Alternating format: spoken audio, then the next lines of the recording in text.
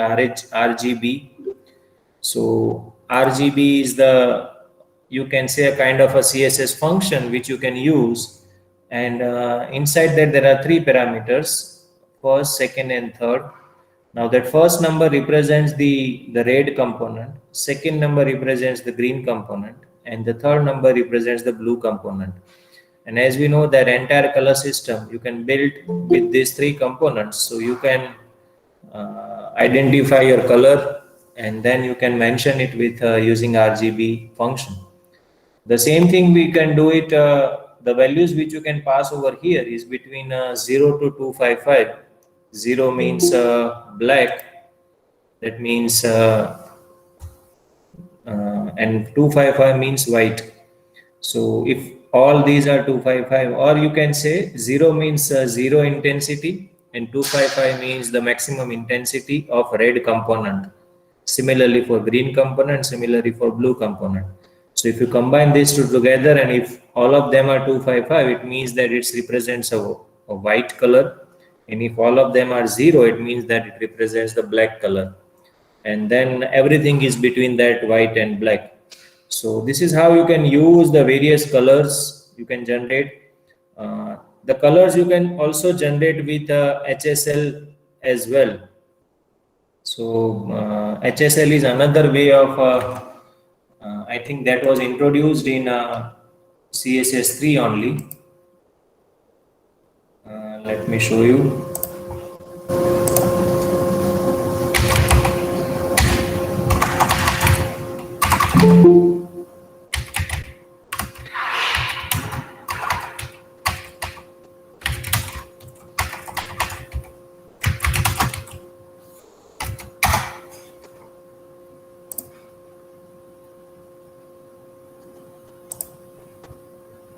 Right. So this is another way of representing the color. You can represent the color using H component, S component, and L component. H stands for hue, saturations, and lightness. So the same thing which you can represent using RGB can be represented using HSL as well. Basically, these are the percentage. So you have to enter in some number, and then it can create a color. So this is another way, and you can use this function as well inside CSS. HSL is the name of the function. Then the another way of doing it using hex code. So you can use this hex code hashtag. Then there are 6 numbers, or it can be 3 numbers. If there are 6 numbers, then first 2 represents the red component, second is green, and third is blue. So we have 0 to 255 in RGB. Here it is 00 to FF. So it's basically a binary representation of hexadecimal number. And if it is a 3-digit, then you can have anything between 0 to F. 000 means black and FFF means white. So it depends in which way you want to represent your color. So there are 1, 2, 3, 4 different ways of representing the colors. Now, what are the properties where the color is applicable? First is the property as name color. So this color property is applicable for the text color. So whenever you want to change the content or the text of the or the color of the text, then you should give property as color. Sometimes you want to change the background of something. Background of table, background of block, background of span, etc. Then you can use this property as background color. So again, values can be anything which we have discussed earlier in a color property. Apart from this background color, you can also supply background images as well. So background image is one property where the values will be URL. It is minimum required. So whenever you are specifying background image, then URL has to be there. Otherwise, again, I told you, if you don't specify anything, you simply let background image, then none, then it will not give you any error. Okay, it will simply set, it will not set any background image. So URL has to be mentioned with this property. Then background repeat. Sometimes you want to create a layout in which you want to repeat the same image again and again. So this is useful when you want to create a texture kind of an information or texture kind of a background. So you have very small block of image. I think I should show you the demonstration.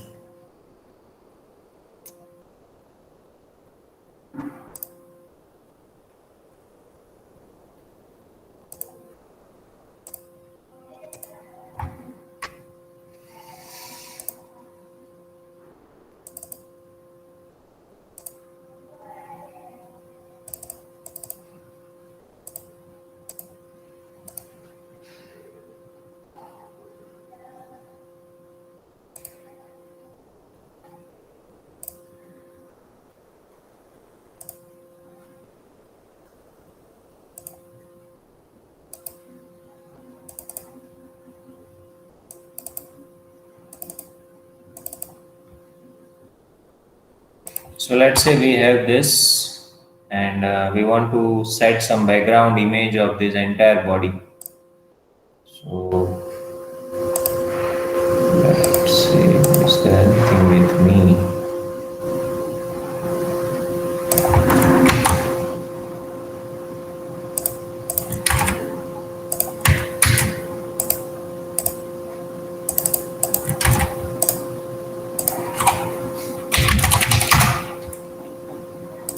Okay, and I want to set the background of instead of this background color, we want to set background image.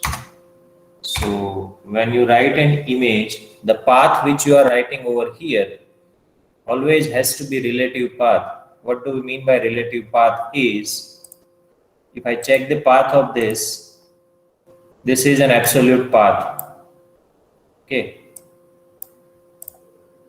this is the parent directory of that image, but you should never give this absolute path whenever you are implementing any web application. It has to be the relative one. Relative means that if my index is over here, sorry, this is, I'm writing inside the app.css, then you have to see where you are loading your app.css inside this. So your path has to be relative with respect to this. So I should write dot slash an image. So then if I check, so right now by default background repeat is true for in both the direction x and y. Sometimes you may require that you want to just repeat the image in the x direction. So you can give this property background,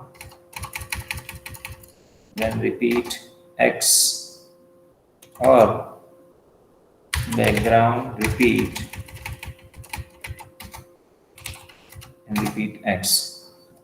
So that will make sure that your image is only repeated in x direction. So depending on the size of the window, the background image will get be replaced. So this is how you can use this property. Next is background position. Sometimes you may require that, let's say my background repeat is none.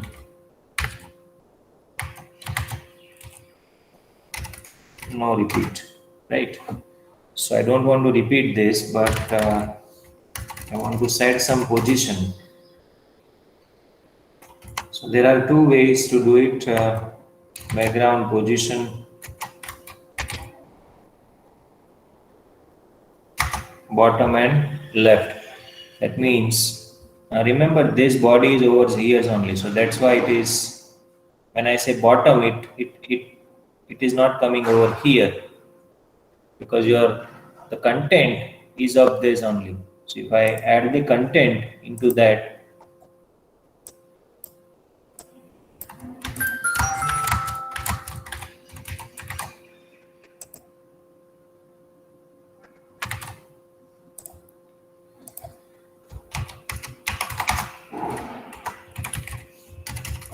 background repeat no, and background position center, center. So in that case, I will get my image in the center. Okay. Again, I can also give some numbers as well. So if I want to write some absolute number, that is also possible. You can also use background position X and background position Y. So X direction 100 pixel and Y direction 300 pixel. You can also use percentage as well. Okay. 50%. That means it will put it in center. So you can also play with the background image in this way. Background attachment. Now sometimes actually there is no scroll over here, so let's add some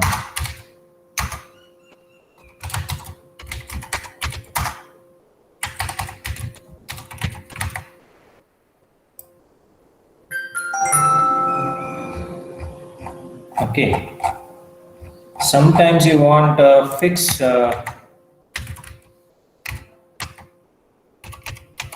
attachment. So no matter how your page is scrolling, your image will always stay where you have mentioned your position, and that is also with respect to the browser.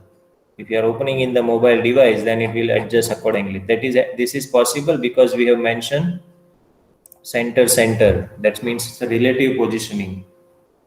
Okay. If you have given some kind of a pixel, then it may not be then it may not be open in the same manner in both the layout. So if you see, this is one layout which is opening in the browser, the desktop or a laptop. But when you open the same website in let's say my mobile device, then it is not as per your requirement. So most of the time, whenever we are designing something, you have to take care of where this website or web page is going to open. And nowadays, we all are living in the world where almost everything is opening in the mobile device as well. So your website has to be made, or your CSS or your components or your layout has to be made in a such a way that it gives a similar appearance on all the platforms, and that we call a responsive design. Responsive means that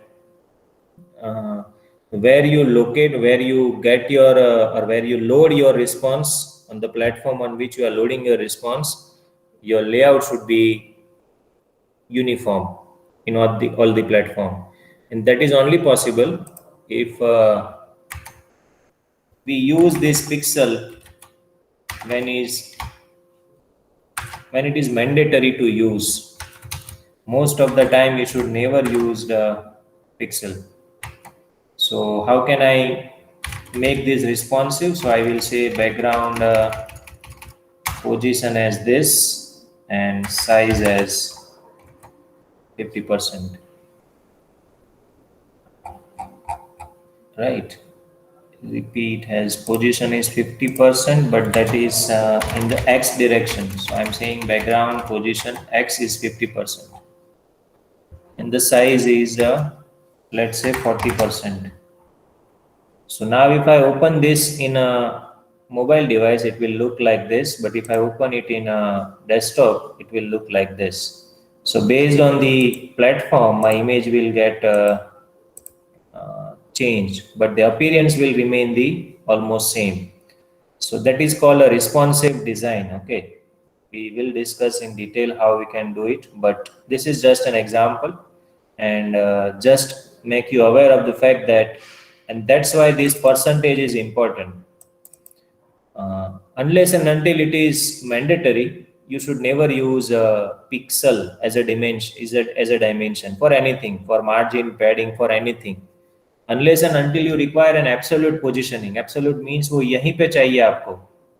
No matter it's a mobile device or it's a tablet or a laptop, wherever it can be, but you always require something at that location only. When you have that kind of a requirement, then only you should use pixel. Otherwise it has to be in form of a relative units only, that is percentage or em or rem, etc. So that was out of context actually, in which what we are discussing, but these are the properties.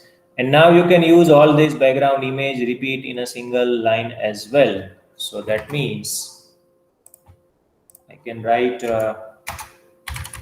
background as a single property. So I will say URL is dot slash image, and then I want to repeat, that means I don't want to repeat, and then position is let's say center,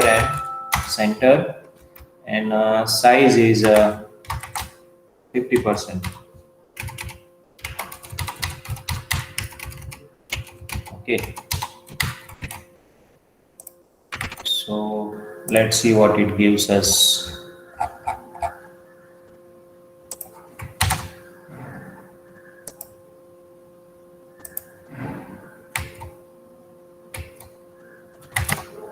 There is something which is creating a problem. I think that is size. Okay, so I think size is not allowed in this.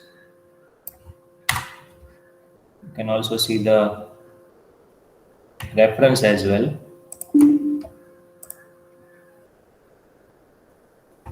You can also see the reference of almost every layout, and this is the standard, remember.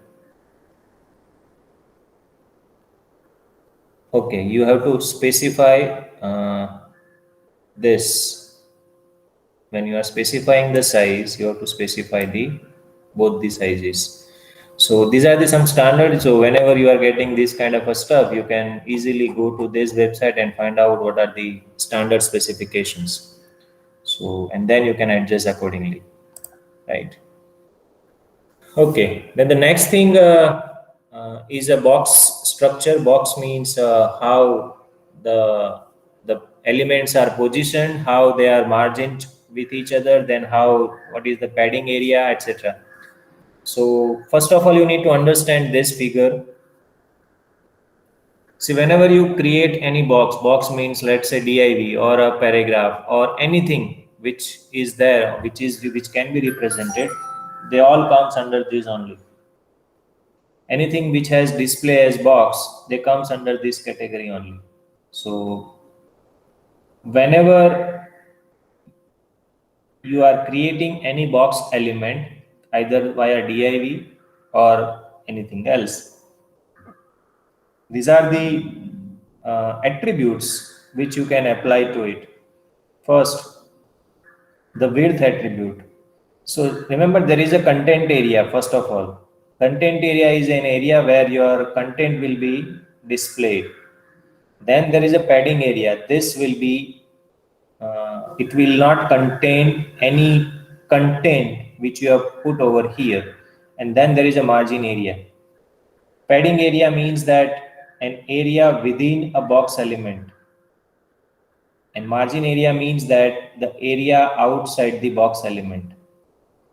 Now, whenever you say, let us say you are giving some margin, then this box will be placed with that space along with the other box. So let's say you are putting other box over here, then it will give, or it will leave this space between these two boxes. So that is called margin area. Again, for margin area, you can specify margin top, margin bottom, margin left, and margin right individually. And if you don't specify that in that way, it will consider all margins. Similarly, for padding, you have padding top, padding bottom, padding left, and padding right. Then next is you can specify height and width, but whenever you specify height and width, remember that that is only for the content area. So अगर आपने एक box define किया with the width has let's say 200 pixel and height has 100 pixel, then so let us remove all this stuff. So there is a box and for which I'm giving a okay.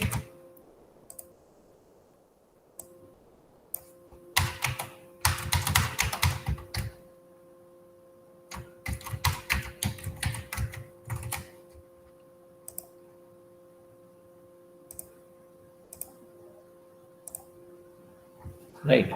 So basically, I have created one box and see this. This is my div. So this is my box.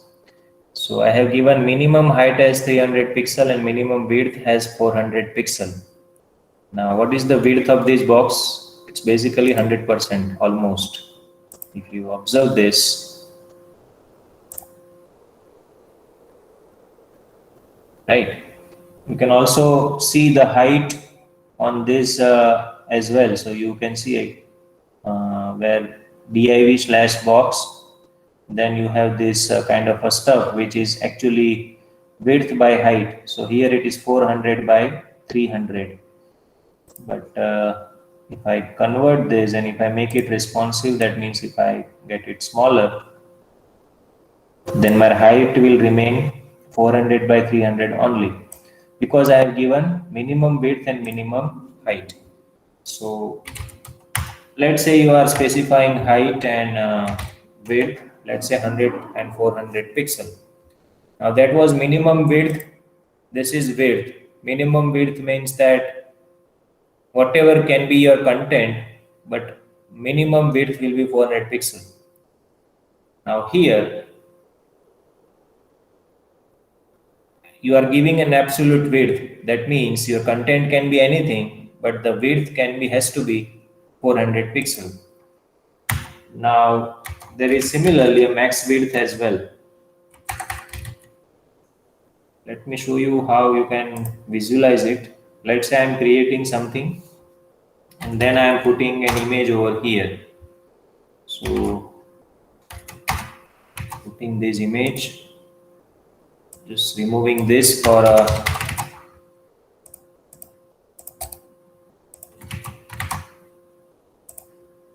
okay. So now I have put that image. What is the size of the image? It's 300 by 200 pixel.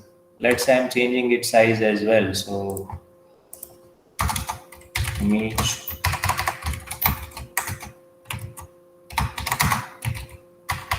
width is 200%. Right. So now I have changed the size of this image to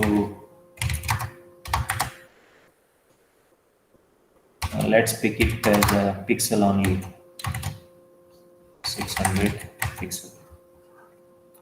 So now my size of the image has changed, but see this div block, because we have mentioned minimum width, it will absolutely it will take the entire 100% width almost all the time. So if you don't specify the width, it will take the 100%. So 100% is the default width.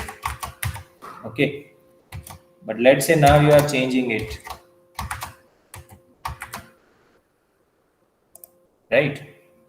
So now if you see this, let's say we are putting some margin, sorry, padding.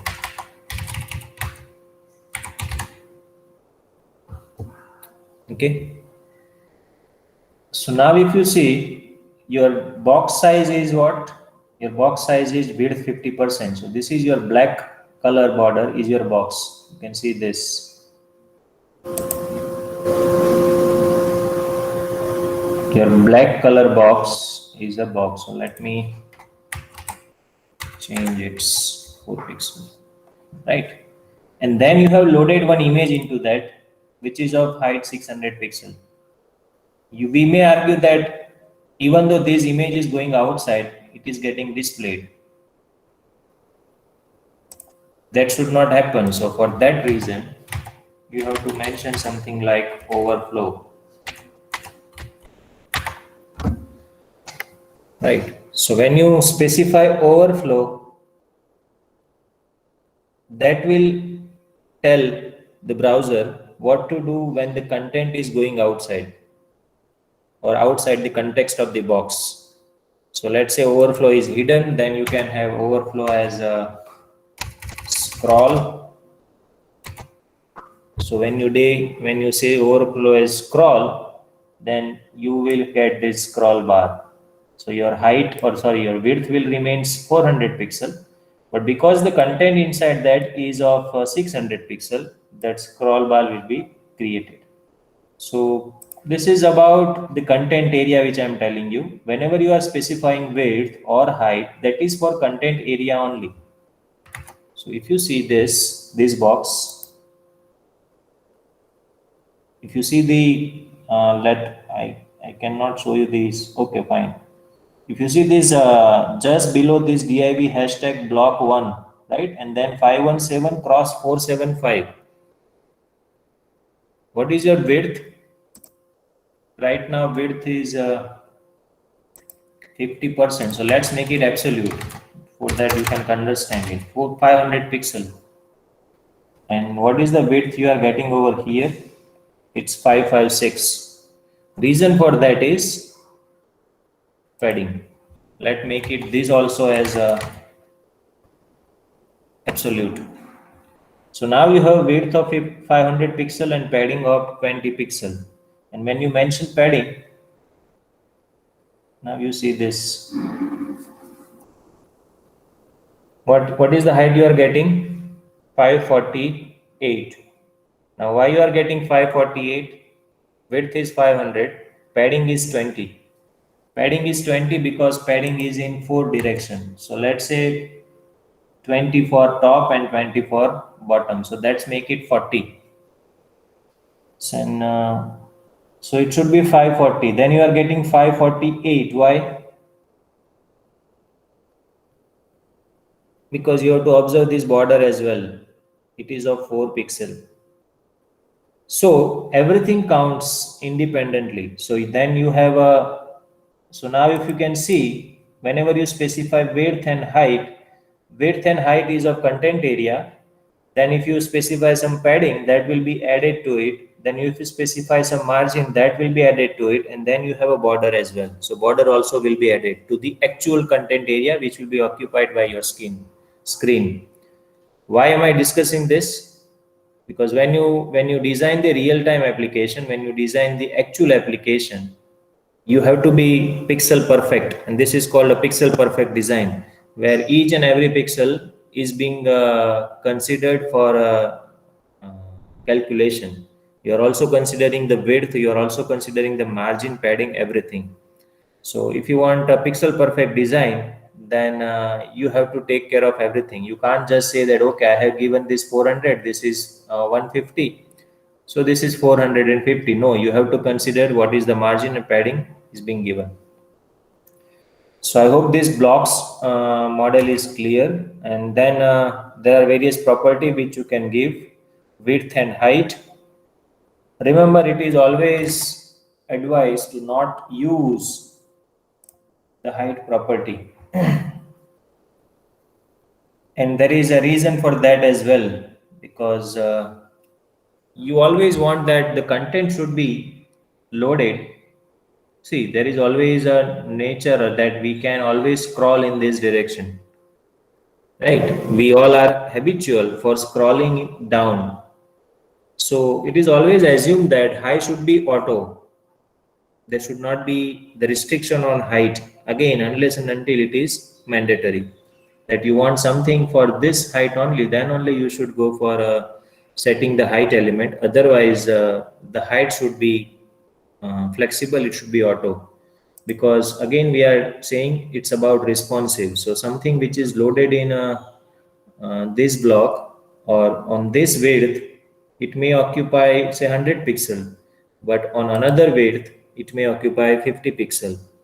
So the height has to be remain auto. You should never specify the height attribute even though it is applicable. So you can have the height attribute, but you should not use it unless and until it is specifically required. So width and height, then you have the four different version of it: max width, max height, mean width, and mean height. So it is as per the its name only. So minimum width means whatever the block you are mentioning, it will have minimum this width. Similarly for maximum and width and height. So that's what I told you. It is less common to specify the height in general practice, and the reason for that is the responsiveness of the content and everything. So how can you handle overflow? That also I told you. Overflow, for handling the overflow of the content outside the box, there is a property called overflow, and then you have 4 or 5 different values. One is visible, hidden, scroll, auto, and inherit. Inherit means that the property value will be inherited from its parent property. So ये block जो भी parent में होगा उसकी जो overflow property होगी same property इसको apply होगी. Then there is a visible. Visible means that the content will be visible outside the box. The hidden means hidden and scroll and auto. So these are the various way by which you can control your content. Then padding adds this area. So if you mention a border will be displayed over here, mind well. If you specify border of something, it will be displayed over here only, right? So if you want to see, then margin 50 pixel, right? So now if you see this box, there is a margin of 30 pixel. Then you have this box div, and then you have padding, and then your actual content starts. So okay, if you remove this, right, so your border is attached to your padding. So just after that padding, border will be displayed. Okay. So then again for padding, you can have this 4 property: padding top, right, bottom, and left. However, you can write in a single as well. So padding 20 pixel means all direction 20 pixel. Then if I want to mention top, right, bottom, left, so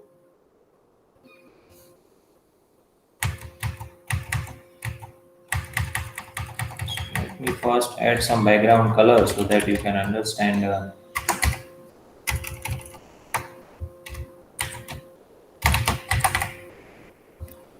Okay, border is 1, overflow is hidden. Fine. So now let's say I want to add padding in different direction, different adding to different direction. So 20 pixel and 40 pixel. So now let me change this.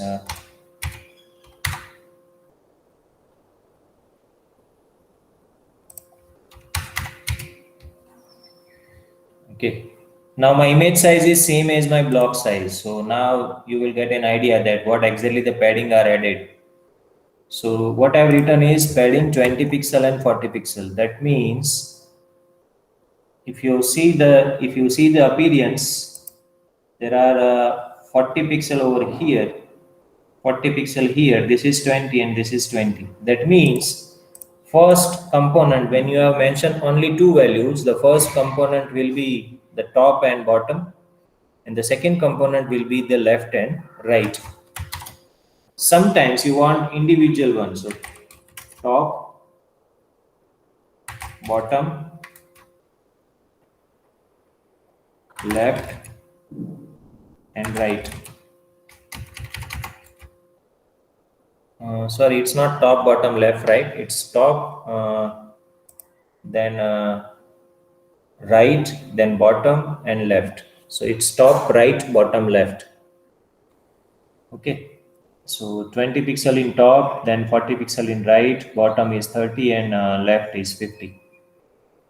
Sometimes you may specify only 3 numbers. So let's see what you are getting.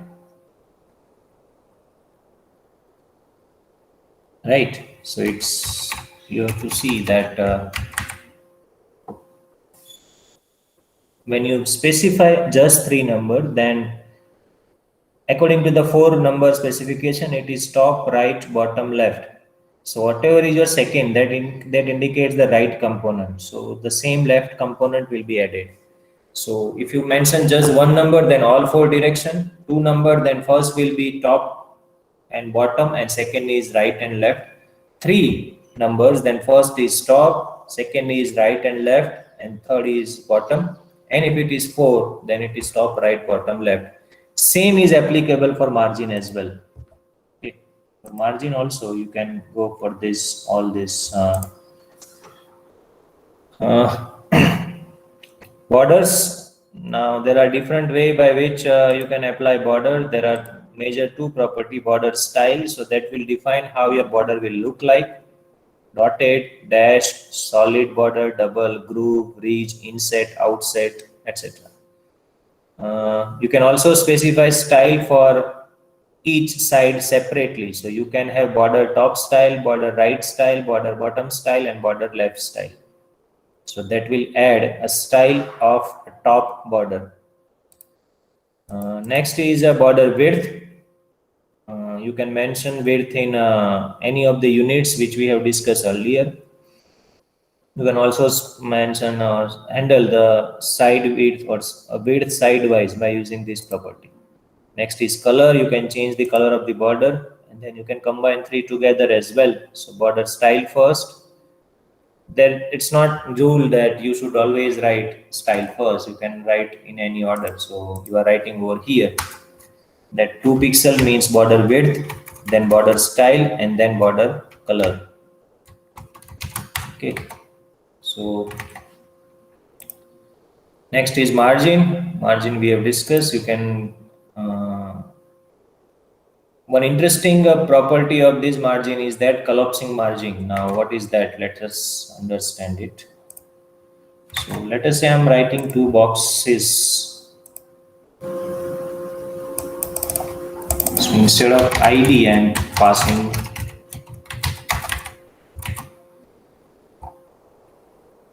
this as a class. So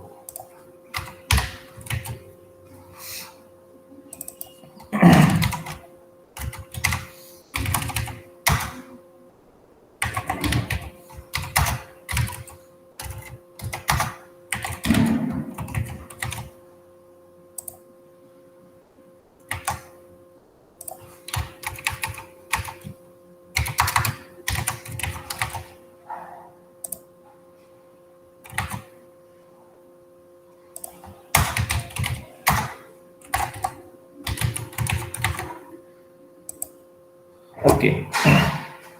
Now, if you see this, there are 2 boxes, block 1 and block 2. Now, you can see there is a margin for each block, that is of 20 pixel. And technically, margin for this box, it's 20 pixel bottom, and here it is 20 pixel top. But you can see the distance between these two is again also 20 pixel only, and that is because the margin will be collapsed. If you see this, the margin has overlapped. So whenever you want some fixed kind of a stuff over here, then you have to take care of something else. You have to specify an exceptional margin for this.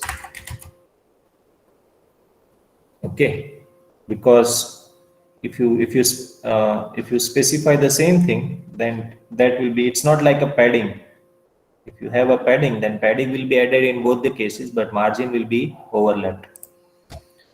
So there is a collapsing margin. Top and bottom margin of neighboring elements will get collapsed, and resulting margin will be maximum of 2. So the bottom margin of upper one is 30 and top margin of lower one is 20. Then the overall margin between two will be 30. You can also specify negative margins as well. So when you specify negative margins, then you will get an overlap, right? So you can also specify negative margin. Okay. So I think it's 10:47. So I will stop here. In the next class, we will discuss the last theoretical topic in this, and then we will discuss various. I think there is a flex box which I want to discuss. It is added in CSS 3, and it is very popular for creating the responsive layout. So we will have one session on Flexbox as well. I don't think it is there in your syllabus. Still, we will discuss that. Uh, so that's it. I will stop here. Anything which you want to ask me?